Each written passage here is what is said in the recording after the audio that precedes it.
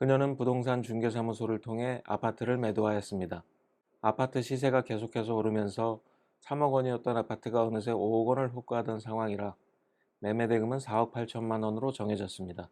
계약 당시 매수자 쪽 중개인은 매수자가 당장 자금 사정이 좋지 않으니 계약금은 3천만 원만 걸고 나머지 1,800만 원은 10일 뒤에 지급하는 것으로 하자고 하였습니다.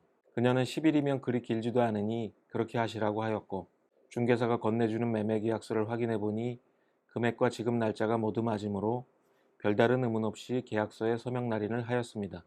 그리고 중개사가 넣어주는 대로 계약 서류들을 가지고 집으로 돌아왔습니다. 그런데 그로부터 한 달여가 지난 즈음 그녀는 우연히 그녀가 판 아파트 가격이 5억이 아니라 6억을 넘어 7억까지 호가되고 있다는 사실을 알게 되었고, 그 순간 가슴이 철렁 내려앉았습니다. 그녀는 아무래도 아파트 매매 계약을 잘못 체결했다는 생각에 계약금을 손해보더라도 해약을 해야겠다는 생각이 들었고, 부랴부랴 매수자에게 연락하여 해약을 알렸습니다. 그러나 매수자는 생각보다 호락호락하지 않았습니다. 아이 학교 때문에 계약을 했는데 무슨 말이냐며 해약을 받아들일 수 없다고 하였습니다.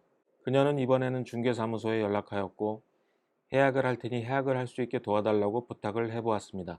그러나 중개사무소는 매매계약에서 정한 중도금 1,800만 원을 매수자가 이미 지급하였으므로 더 이상 매도자는 해약을 할 수 없다고 말하였습니다. 그러나 이 말을 전해 들은 그녀는 황당하기 그지없었습니다. 그녀는 계약금을 나누어서 받았지 중도금을 받은 적은 없기 때문입니다. 그런데 전화를 끊고 매매계약서를 찾아 다시 읽어보니 1,800만 원이 버젓이 중도금으로 기재되어 있었습니다. 그녀는 다시 중개사무소에 전화를 걸어 나는 1,800만 원도 계약금으로 알았지 중도금인 줄 몰랐다고 따졌습니다. 그러나 중개사무소는 자신은 중도금임을 설명하였고 계약서에도 그렇게 기재하지 않았느냐고 반문하였습니다. 어쩔 수 없이 그녀는 계약금의 2배와 매수자의 중개 수수료까지 모두 책임져 주겠다, 오른 시세의 절반을 추가로 지급하겠다는 제안까지 해보기 시작하였습니다. 그러나 매수자는 자신도 인근 아파트를 다시 구해야 하므로 오른 시세만큼 주면 해약을 받아들이겠다고 말합니다. 그녀는 매수자와 중개사무소가 괘씸하다는 생각이 들었습니다. 매수자와 중개사무소가 그녀를 농락했다는 생각이 들었기 때문입니다. 그녀는 매수자가 도저히 아파트 소유권 이전을 받지 못하게 만들 방법을 찾기 시작했고, 결국 그녀는 자신의 아파트에 거액의 담보대출을 받고 근저당권 설정 등기를 마쳐버렸습니다. 그러자 얼마 지나지 않아 매수자 측이 그녀를 상대로 매매계약을 이행하라는 소유권 이전 등기 소송을 제기한 것은 물론이고 심지어 그녀를 배임죄로 형사고소까지 하였습니다. 과연 그 결과는 어떻게 되었을까? 이 사례는 실제 제가 담당한 사건을 각색한 사례인데, 실제 사건은 합의로 사건이 마무리되어 민사법원의 판결이나 검찰의 기소처분으로는 나아가지 않은 사건입니다. 그러나 위 사례는 사례 자체가 주는 교훈도 교훈이지만 과연 이런 경우 그녀를 형사상 배임죄로까지 처벌하는 것이 맞는가 하는 법률적 의문을 야기시킨다는 점에서 주목할 필요가 있습니다. 이는 이 사안의 특수성 때문이기도 하지만 2018년도 대법원 전원합의체 판결 중 일부 대법관들의 반대 의견이 지적한 문제점 때문이기도 합니다. 그 반대 의견 중 여러분들이 비교적 이해하기 쉬운 부분만을 발췌해드려 보면 아래와 같습니다. 다수 의견은 부동산 거래에서 매수인 보호를 위한 처벌의 필요성만을 중시한 나머지 형법의 문헌에 반하거나 그 문헌의 의미를 피고인에게 불리하게 확장하여 형사법의 대원칙인 죄형 법정주의를 도외시한 해석일 뿐 아니라 부동산 이중매매와 부동산 대물변제 예약 사안에서 매도인 또는 채무자에 대하여 배임죄의 성립을 부정하는 대법원 판례의 흐름과도 맞지 않는 것이어서 찬성하기 어렵다. 매매 계약에서 당사자들은 각자의 계약상 권리의 만족을 위해 상대방에게 그 반대급부를 이행하여야 하는 대양적 거래 관계에 있을 뿐이다. 설사 매도인에게 등기 협력 의무가 있다거나 매수인의 재산 취득 사무에 협력할 의무가 있다고 주장해도 그 협력 의무의 본질은 소유권 이전 의무를 달리 표현한 것에 지나지 않는다. 만약 매도인에게 매수인의 재산 보전에 협력할 의무가 있다고 가정하면 상호 계약의 본질에 비추어 상대방인 매수인에게도 매도인의 재산 보전에 협력할 의무가 있다고 보아야 균형이 맞다.